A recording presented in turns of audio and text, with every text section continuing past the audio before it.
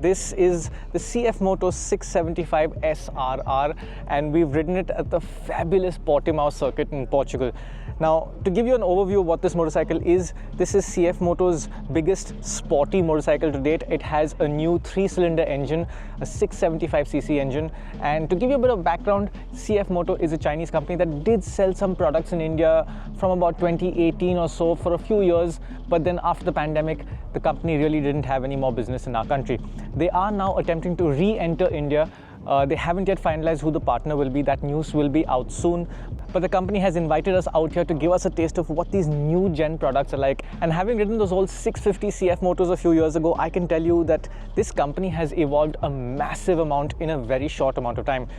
Now, you must be thinking, CF Moto, Chinese company, 675cc 3-cylinder engine, that sounds a little too familiar. But no, this engine is actually CF Moto's own creation, and it started life as their 450 parallel twin.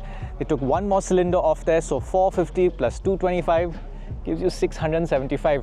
And if you actually go online and check the bore and stroke figures, this engine has completely different bore and stroke figures to the Triumph engine. It is unrelated. It is CF Moto's own engine. So power figures are about 90 horsepower depending on the market. Euro 5 markets get a little less, about 88 horsepower. It remains to be seen what this bike will be when it comes to India. It's not coming to India anytime soon, but it is on the cards for our market.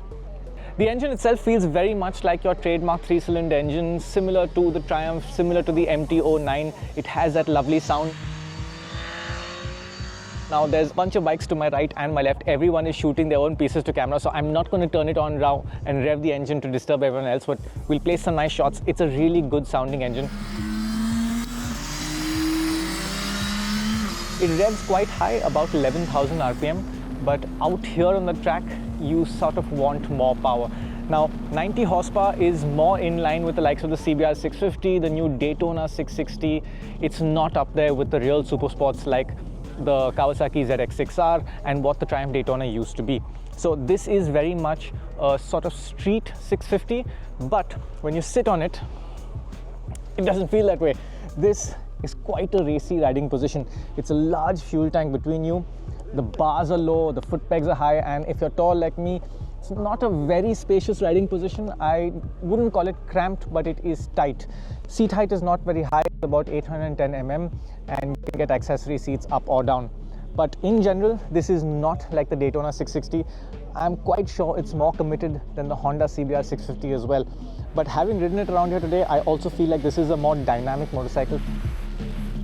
The chassis on this bike is a steel tubular frame, which is like what you get with the Daytona 660. It's got an aluminum swing arm, but the interesting thing is that the suspension is fully adjustable. You've got a KYB 41mm fork, 3-way adjustable compression rebound and preload at the front, and rebound and preload adjustable at the back.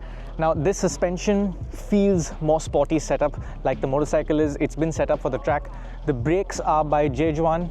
They work well as well. The tires are by CST. CST is a Chinese company. The previous experiences that we've had with CST tires have not really been great over the years, but these tires were actually quite good today. Now, what's this bike like out on the track? Well, first of all, Portimao is an insane place. It's like a roller coaster track. It just goes up and down, and there's massive blind spots all over the place. And you really need to know where you're going. I have never ridden here, and it really messes with your head because you come over these blind crests and you don't know if the track is going to go left or right. And these bikes are fast, so it takes confidence and takes track knowledge, which is not something I really had until the third and last session of the day. In that sense, I was happy I only had 90 horsepower. Dealing with 200 horsepower around here, if you don't know where the track is going, would be frightening. This bike was friendly. It never did anything I didn't expect. The handling was really very good. The braking was good. But by the time the third session arrived, I started to notice a few things because I was pushing the bike harder. The first thing is that the ABS intervention is quite hard. So a lot of the braking out here is with the bike leaned over, you're braking into a corner on lean angle, and the ABS intervenes, and that's something I would want to deactivate. Easy problem, you can fix it. The second issue is that these foot peg feelers, they ground down quite easily when you're really carrying some lean angle. Again, it's something you can fix. They can take it off, and the company tells us that removing those foot peg feelers will not have any other aspects of the bike grinding on the surface. The third thing that I'd like to have fixed is the throttle response. Now, opening the gas, the bike feels a little too reactive. It lurches forward.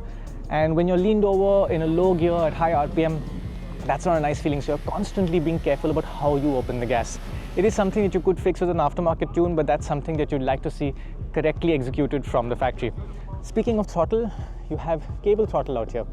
That's quite rare in today's Euro 5 compliant world, but that means you don't get an auto blipper, you only get an up quick shifter, and it's again something I really missed having for the day.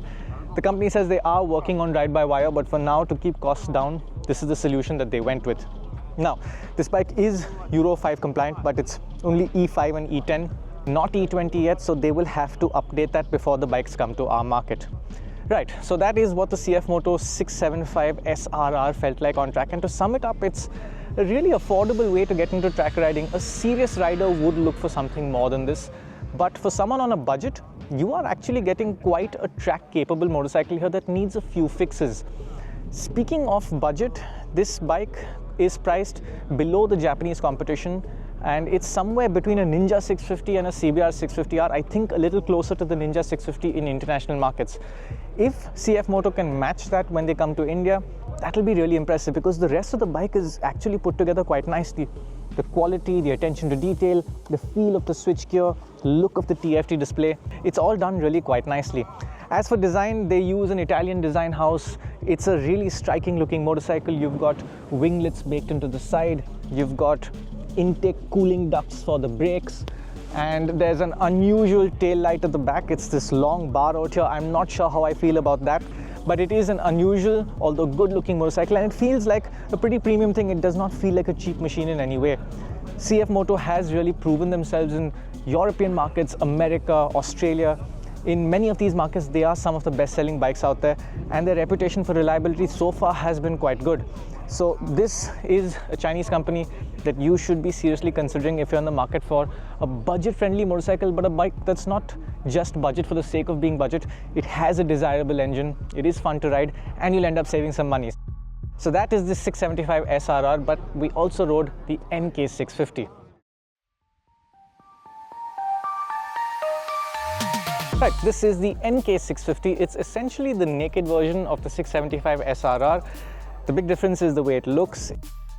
It's got that signature boomerang LED DRL, big chunky look from the front, same size fuel tank, same chassis, same suspension, same brakes, same tires, and same engine.